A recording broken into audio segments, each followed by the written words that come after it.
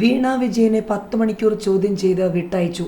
പ്രതിപക്ഷ നേതാവ് പിണറായി വിജയന്റെ മകൾ വീണ വിജയനെ ഇഡി ചോദ്യം ചെയ്തത് 10 മണിക്കൂർ. സീരിയസ് ഫ്രോഡ് ഇൻവെസ്റ്റിഗേഷൻ ഓഫീസിന്റെ റിപ്പോർട്ട് ലഭിച്ചതിന് പിന്നാലെയാണ് എൻഫോഴ്സ്മെന്റ് ഡയറക്ടറേറ്റ് വീണയെ 2ാം ഘട്ടം ചോദ്യം ചെയ്തത്. 2ാം തവണ ചോദ്യം ചെയ്യലിന് ഹാജരാകേണ്ടിയിരുന്നത് 29-നാണ്. അസൗകര്യം അറിയിച്ചതിനാൽ ഇന്നലെ ഹാജരാകാൻ നിർദ്ദേശിക്കുകയായിരുന്നു.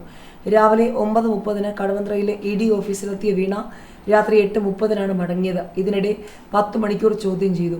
ഭർത്താവും മുൻ മന്ത്രിയുമായ മുഹമ്മദ് റിയാസിനൊപ്പമാണ് വീണ എത്തിയതും മടങ്ങിയതും.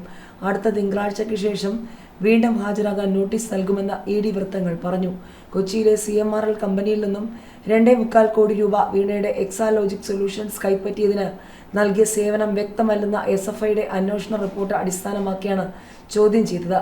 SFIക്ക് ചെന്നൈയിൽ വെച്ച് വീണ വിജയൻ നൽകിയ മൊഴികളിൽ വിശദീകരണവും ആവശ്യപ്പെട്ടു.